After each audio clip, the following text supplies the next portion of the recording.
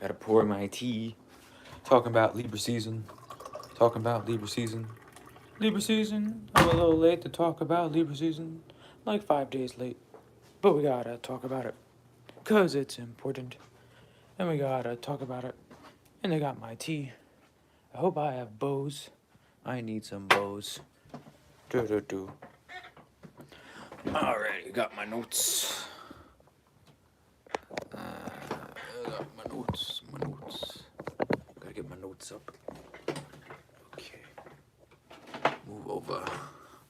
We will text people.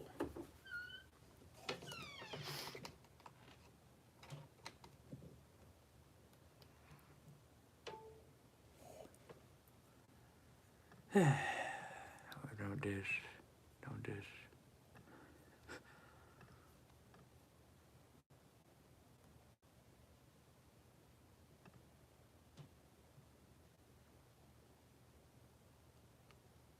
Nice. Yeah, what's going on?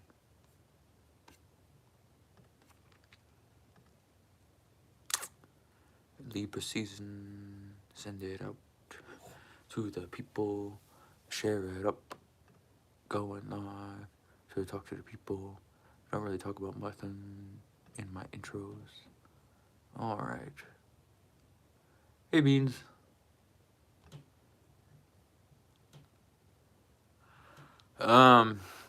You are a Sagittarius. There you go. You're a Sagittarius. Oh, alright. Check this out. Sagittarius.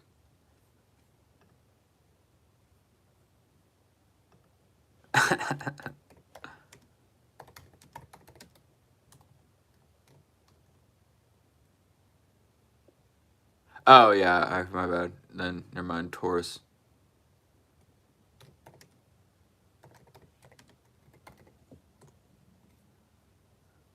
Yeah. Everybody like the live. Double tap the screen.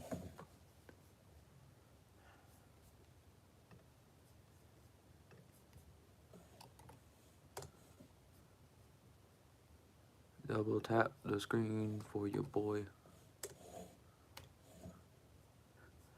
Yo, we're getting warmed up.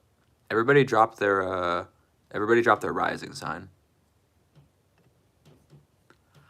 Everybody dropped their rising sign.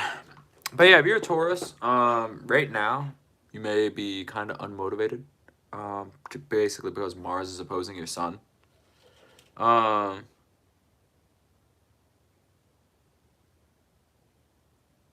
there you go.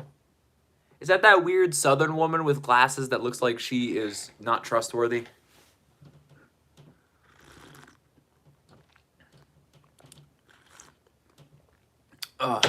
That's crazy. Well, good for you, Beans. Good for you. Okay, let's get into it. Libra season. Everybody drop their rising sign. Your rising sign is... So, like, if you want to basically calculate your rising sign based off of your mind, your rising sign is essentially like... So if you know your sun sign, which is like the month you were born, your rising sign is increasing the sign. So it's like whenever the sun rises, that is how you calculate your rising sign.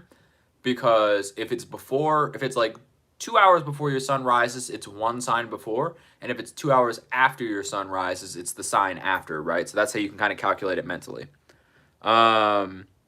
Okay, so if you are a Scorpio rising in Vedic astrology, that would likely mean you're a Sagittarius rising in Western. So it kind of depends. So yeah, you know.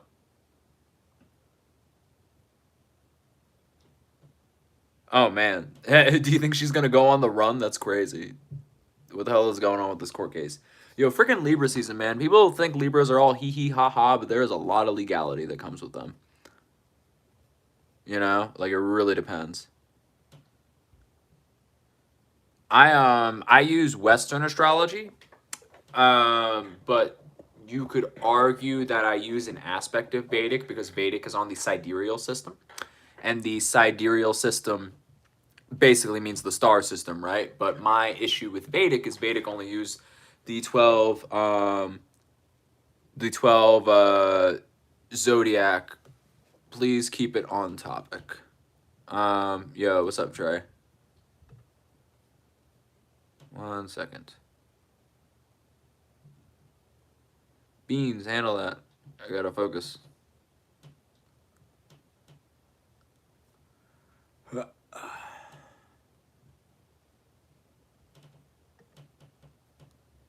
There we go. Thank you. Yo, chill out. I'm in a relationship and I like things to stay on topic. Alrighty. There we go. Thank you, Beans. I got it covered. Okay, so yeah, Libra season. Libra season, it starts on the 22nd. It is technically the fall equinox. So that's like the time where it's like equal day and night. So allegedly, like ironically, like the time of balance between your emotional state as well as your expressive state is essentially like equal, right? So that's like how it plays out astrologically. So essentially what it means is people are cool, people are stable, people are interested in the concept of just being, you know, rational, right? So it's like the peak time of emotional stability versus, you know, seeing what you're seeing, it's equal. So that's kind of like how the equinox plays out. It's not terribly important. Like a lot of people say the equinox is like the be all end all for a lot of different things, but like it's just like eclipse season. There's a couple every year and it's biannually, right? No, I do not do that. But yeah, so Libra season is cool. Like it's about balance and architecture, not necessarily theory. But in terms of like where's my pen? I need my pen. I have an apple. I have a pen. Apple pen.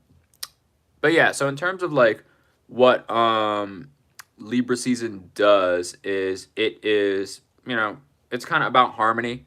It's about balance. A lot of the, you know, generic things. So it's all about like harmony as a practice, understanding agreements you can keep and learning balance within yourself. So it's a lot of the inner work that people don't necessarily want to do, but everybody says they should do. So look at it as if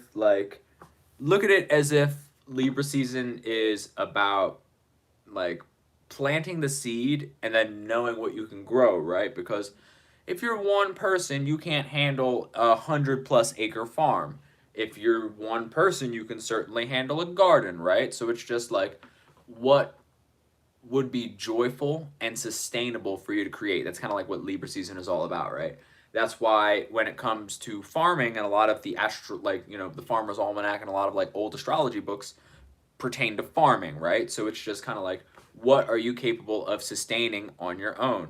What are you capable of sustaining? And that would be joyful, right? Like, could you run a one-person multinational company? Probably not. Could you run a nation exclusively on your own? But probably not. You know, like you need people, you need constituents, you need like all of these things to be able to sustain yourself, right? And that's like really what Libra season is about. Because when we talk about Libra, Libra is at, you know, which one is it? I'm pretty sure, yeah, it's exalted in Saturn and it's at home in Venus. And what that means is it is an opportunity for people to understand that like pleasure is key, but longevity and sustenance is the end goal at the end of the day. So when we talk about Libra in that way, it's kind of important for people to understand that, you know, like it's not, you're not just like goofing off here, you're not just messing about. Like the whole point of Libra season is to figure out what is joyful and or sustainable to you. You know what I'm saying? So it's like cool, but you know, do people really think about what is sustainable to them, or are they like just doing what they enjoy, you know? That's kind of like the real, you know, that's the real question there. But anyways, back to being on topic. Oh, hey, how's it going? So yeah, like Libra season's chill. It's all about like, I mean, I guess if you wanted to put it in other words, beauty with engineering, right? Beauty is the Venus. Saturn is the engineering. Yo, what's going on, Stretch? Welcome.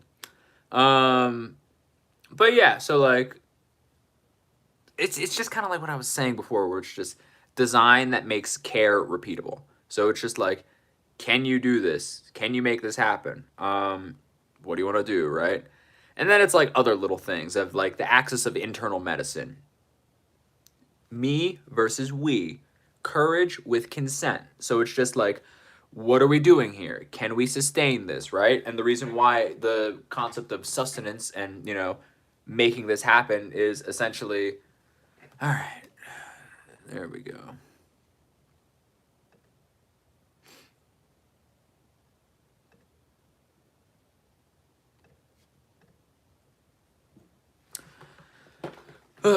Stop bullshitting. But yeah, so essentially what's going on with like Libra season is it's just all about like what you can sustain, what you can handle, what you can make happen, because it is really just the steps of pre-winter of where it's like, hey, this is what we got going on. This is what we have. Oh, sorry, I was confused for a second. Yeah, we got a lot of people being annoying. But yeah, it's like, what do you want? What do you want to have? And how can you sustain yourself through the winter, right? Like, that's kind of like what we're dealing with here.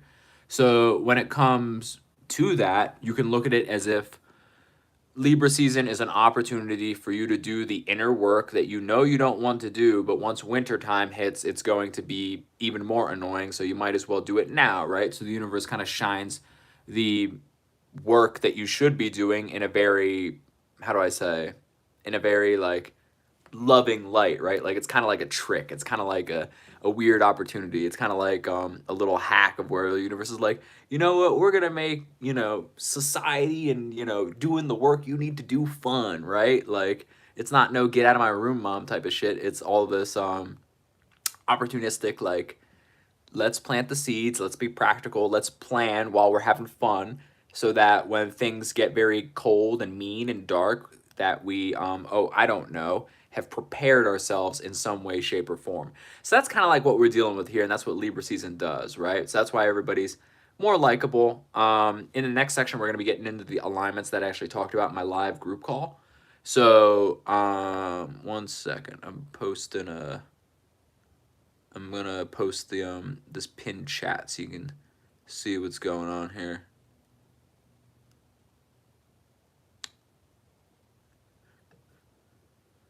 Alrighty, 1 second.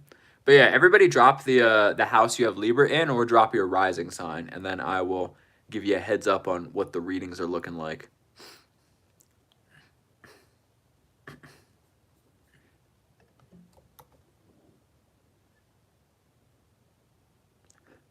Yo, 5th house Libra Trey, that's what's up.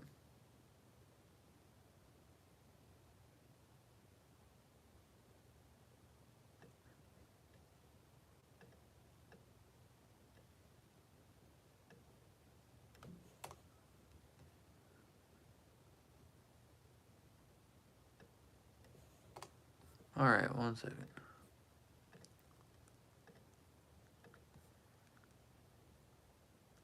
Oh yeah, there you go.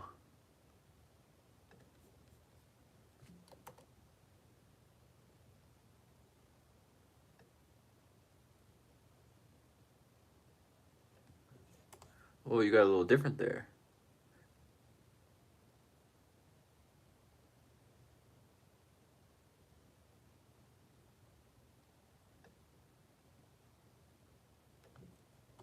Hello from India.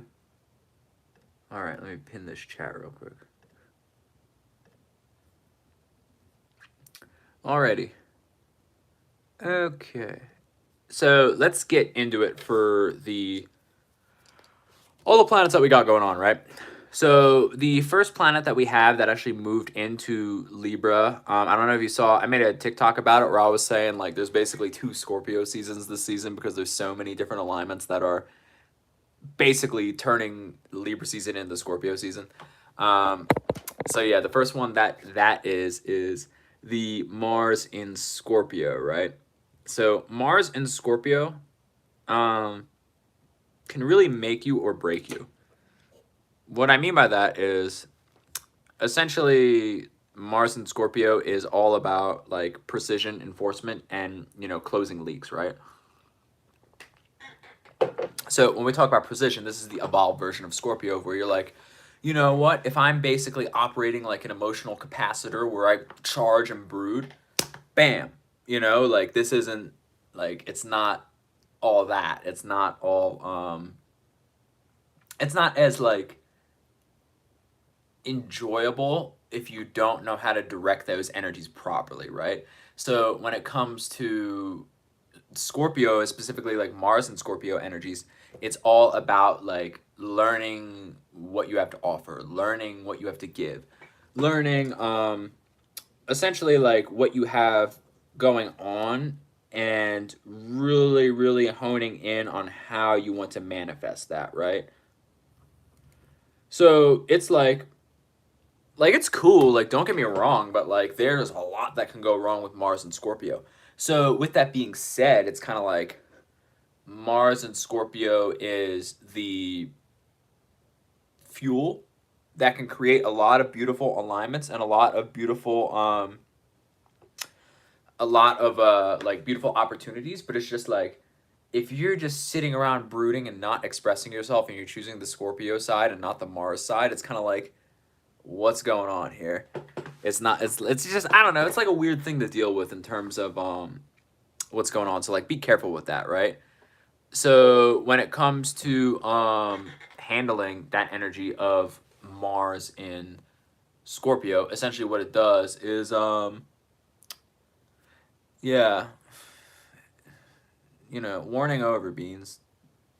Remove. Thank you. Well, that was instantaneous. So yeah, so when it's like what am I'm getting to my thoughts on that. Yeah. Don't worry about it. I've talked about it extensively too.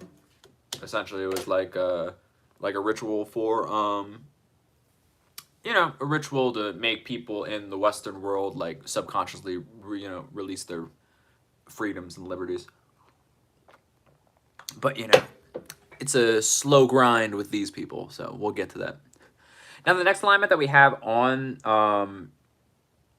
October 6th is a combination of the Mercury in Scorpio and the full moon in Aries, right? What I was saying about this, especially in like the little TikTok that I made, is basically it's a Scorpio full moon in terms of how the energy will operate, because one, Mercury is going into Scorpio and it's scorpionic thoughts, and then if you hold on to that concept of scorpionic thoughts, the full moon is angling Andromeda and the fixed star Alpheretz, which is the star above the head of Andromeda, right? So when it comes to just feeling really energized and dealing with the like brooding thoughts that are like stuck in your head, what do you expect's gonna happen? What do you think's gonna happen, right? Do you think it's gonna be real Aries where people are expressive? Excuse me. Do you think it's gonna be a real like people are just gonna start like doing and feeling insightful and moving off of a whim? No. It's essentially, damn, dude, you're really hitting with the mainstream news big questions. I will, you know, I'm getting to it. We're talking about it. But yeah. So essentially, like when it comes to this full moon, it's like more scorpionic energies. It's more like hyper. I don't know. It's more like just people being super broody, super people being super like it's basically just like doubling down on Scorpio season where people are brooding about some shit that they have thought about extensively and they haven't really externalized or worked on in any way, shape, or form. So they're kind of just bullshitting, you know? So it's like not necessarily what people want, right? And then the next alignment that is going to have people chilling out is on the 13th. Well, you know, these alignments are really moving in tandem per se. So essentially what is happening on the 13th is Pluto is going direct in Aquarius and Venus is entering Libra. So with that grand air trine, essentially, people are going to be very chatty, very talkative, and very like. That's funny.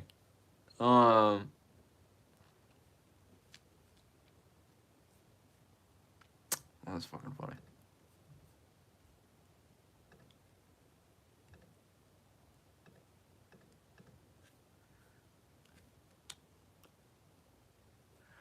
So yeah.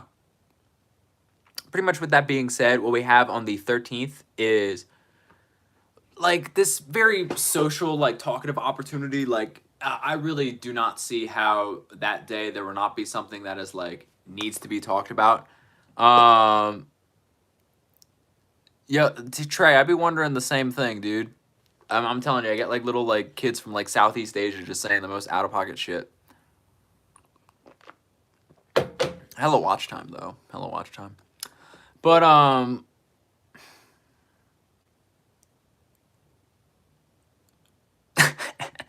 that's funny.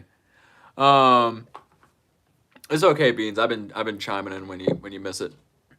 But essentially what's going on with the alignment that is going on with the grand air trine on that day is people are going to be, there's just going to be something that's going to be talked about, right? And when we think about Aquarius and Pluto, it's something that is designed to basically go viral for the purpose of power and control, right? So when the homie asked about Charlie Kirk, essentially what that was is a viral opportunity for, you know, the powers that be to essentially plant the seed for people in the Western world to relinquish and subconsciously accept the fact that they don't have freedom anymore, right?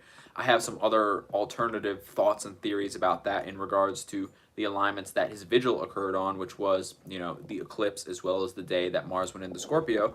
So essentially what that is an opportunity for people to recognize that, one, education isn't what it seems, and there, you know, people are trying to lay groundwork for education reform, as well as, you know, to plant the seed of a subconscious removal of freedom and understanding that people don't have as much freedom in this country and the Western world as much as they thought they would, right? Now, when it comes back to Pluto direct, if you remember October 3rd of like 22 or 23, I forget what it was, when Israel first was like going for it in regards to Palestine, that was a Pluto alignment. That was like either, I forget what it was. It was either Pluto like re-entering Capricorn or like Pluto going direct or Pluto retrograding. It was something like that. But yeah, you know, basically old school power grab did occur on that day. And yeah. So long story short, something that is kind of like splitting the difference between that on October 13th will likely happen. Like I really don't see how a viral, whatchamacallit, like a viral anything, like something viral is going to happen that day and everybody's going to be talking about it, and it will very likely change the way that people communicate and think and all that stuff, right? So I mean, like, what I can say in a basic sense is like if you don't have the Signal app downloaded already, or you don't have an app with the Whisper protocol integrated, you might want to get one, but you know, probably doesn't matter. Not that I necessarily trust this, but I saw one of the popular like ex-CIA influencers talking about how, hey man, like if you're easily hacked, no one's gonna bother you because it's too easy, you know, like shit like that. And I was like, yeah, you could go a lot of different ways with that, man. I'll believe it when I see it. What are you talking about?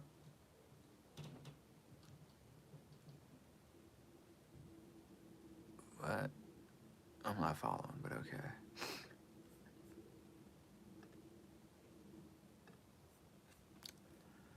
But yeah, anyways, in regards to what was the next alignment, that's it. So on October 21st, we have the new moon in Libra. This is actually a very special new moon for me and my group personally. So if you see the pinned comment below, It says join this app that I have where I teach a lot of people astrology and do a lot of things where you have like basically, you know, it's like my astrology app where I have courses, a community, and an app where people can interact, right? But the new moon is directly conjunct the moon of what? Yeah, we really got a lot of trolls today. Chill out. So the new moon is directly conjunct the moon of the group that I have, which is called the Alchemist Laboratory, right? You know, it's a phenomenal app where you can learn astrology at your own pace as well as, you know, communicate with people, hold your manifestations accountable, all types of things. That's besides the point. Basically, this new moon is specifically in 28 degrees, which is the number of wealth.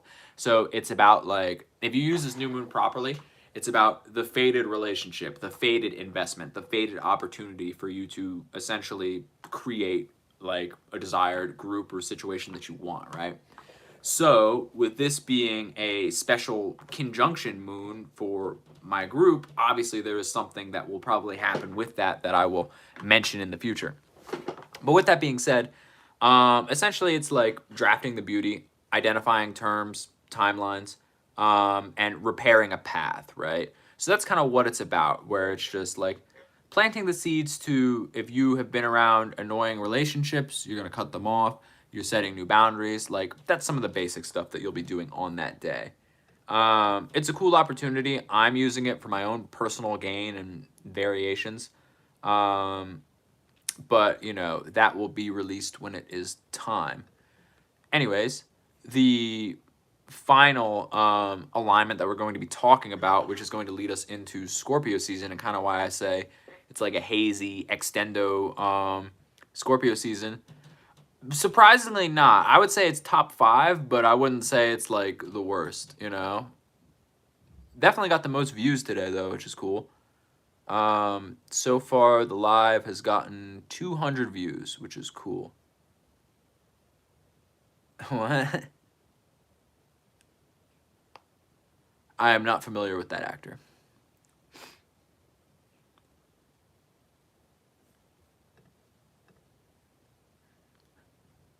Yeah, I have to say, this is probably the best live. This is the first one we got over 30 in.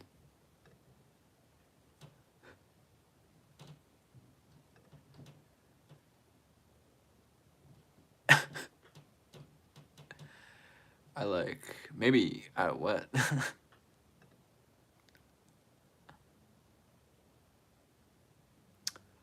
What kind of relationships you talking about, Trey?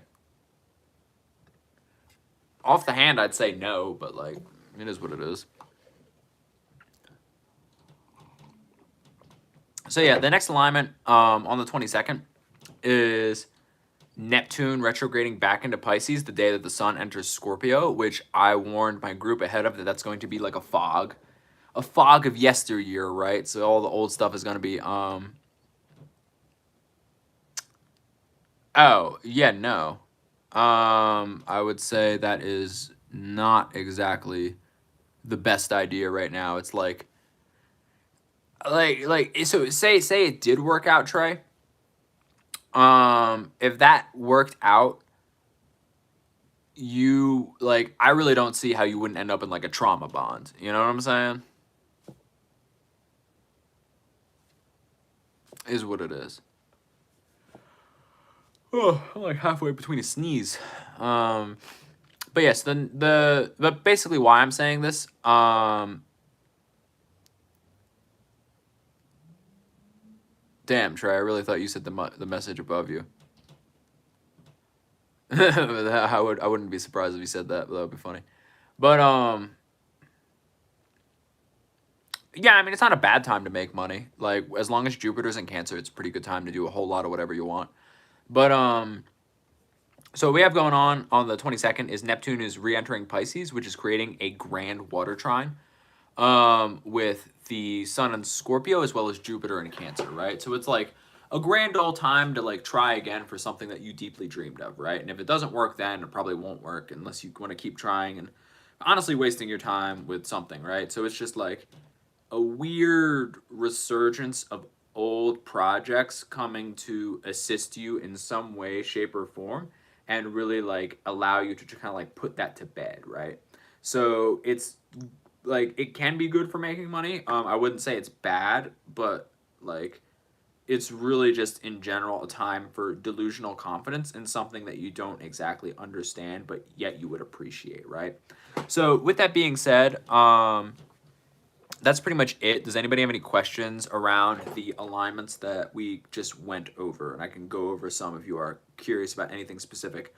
Other than that, I will be getting into the all signs reading.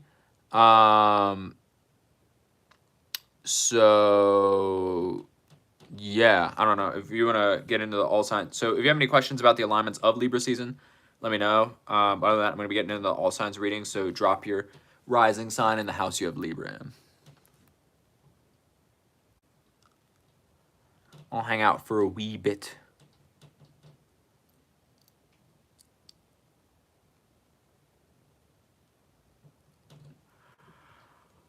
Why don't I try Hollywood?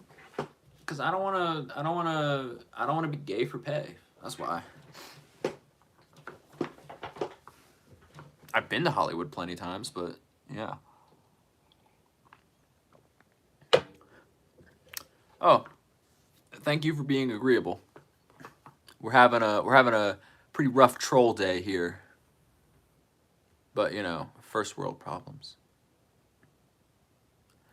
Alrighty, all signs reading it is. So starting off with Scorpio, not Scorpio, starting off with Aries.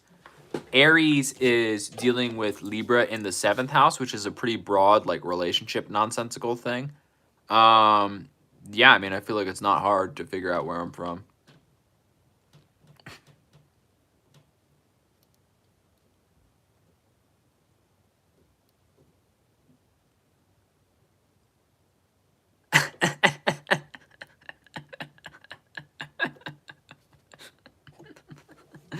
Beans, you be cracking me up.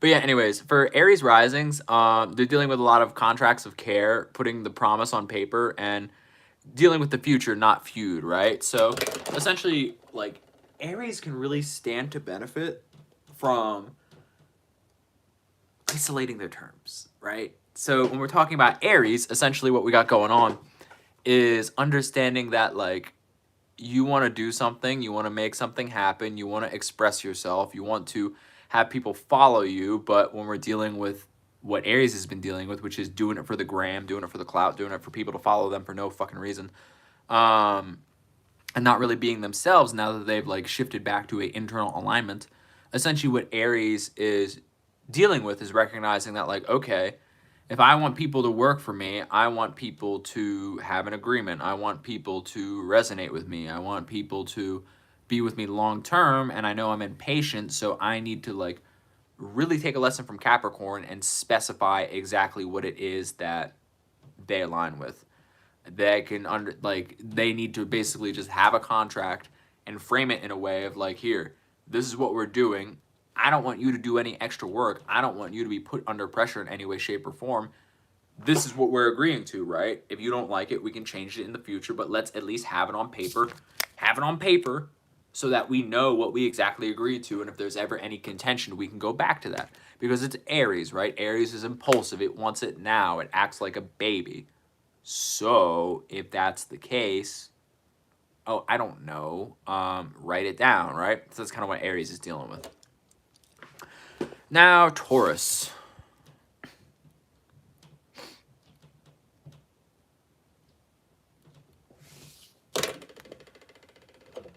You mean pieces or Pisces? Taurus is dealing with Libra in the 6th house. So systems speaks, one habit mends, many phrase, and, you know, understanding a schedule that fixes, right? So let's take it back. So Taurus, for a long time, got pissed off by people and kind of was a hermit for a while and wasn't really doing shit. Now that they're back at it, they're understanding that if they want to do something, there is a large capacity of things that must be done. Therefore, the opportunity isn't as grand as they would like, because they are realizing that when they go to work and they work hard on things, that they don't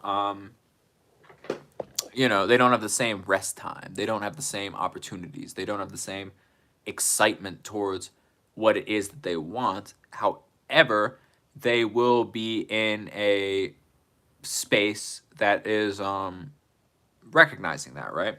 So they're learning that they have to schedule things. They're learning that they have to fix things. They're learning that they have to create opportunities to essentially align in such a way that releases old habits that are holding them back, and really planting seeds and putting a good foot forward to like choose habits that mend rather than habits that like kind of get them a little crazy and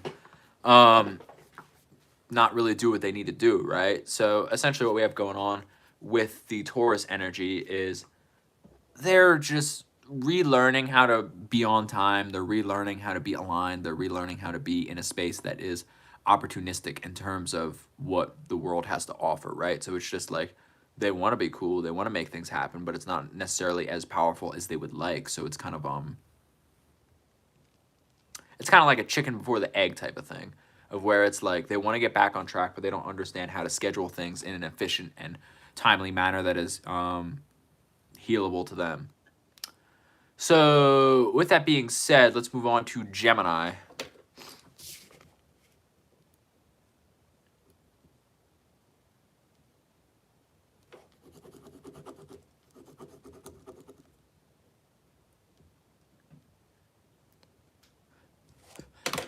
So Gemini is dealing with the energy that they've been dealing with for a while, which is craft before clout. Have a date with joy, and you know, have little successes, little pushes, little checklists that you can check off often, right? So Gemini is in kind of like a weird space where they haven't been exactly creating the way they want. They're dealing with it in the 5th house, right? So Gemini has this thing of where they can extract like information from the public domain just off of like where people's mental frequencies are at, right? And they often lose themselves in learning rather than creation. So it's cool because Gemini can do what it wants, but it's kind of annoying because it can't exactly create the way that they expect, right? So what it means is that they need to just bring it back to the basics. Do what's simple. Do what's joyful. Do what's peaceful. And just keep it at that. Like, that's literally all they need to do, you know? Now moving on to Cancer. Cancer.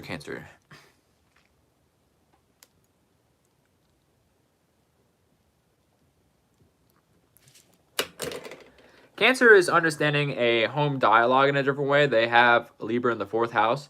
So they're rejiggering family policy. They're smoothing out some edges, and they're getting some steady rituals to have like understanding, mutual appreciation.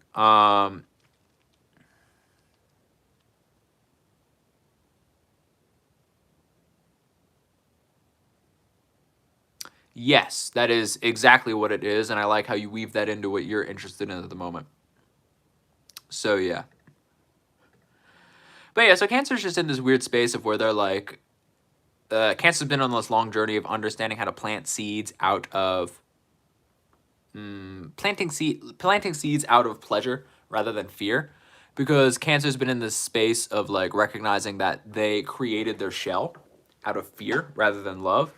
And essentially it is an opportunity for Cancer to really just like go to the source, right? Go to the source of where they created those things. Go to the source of where they created their energies. Go to the source of where they created their boundaries to begin with, right? Because it all starts with the family, especially with